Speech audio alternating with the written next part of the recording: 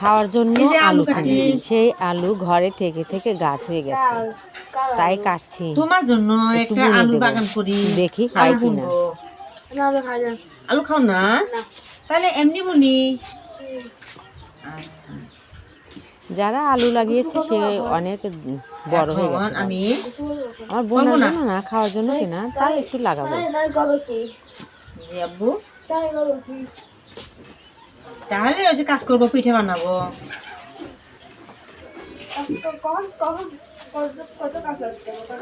অনেক কাজ আছে, চালে গুঁড়ো করতে হবে, পিঠা বানাতে হবে, আলু কেটে রাখি, পরে গুঁড়ে দেবো, ঠিক আছে?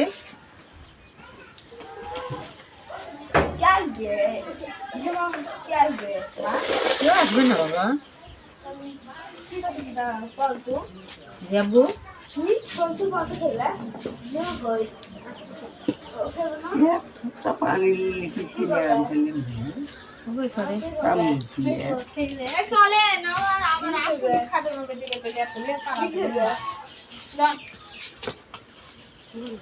খালি ভাই ঘুরো আমার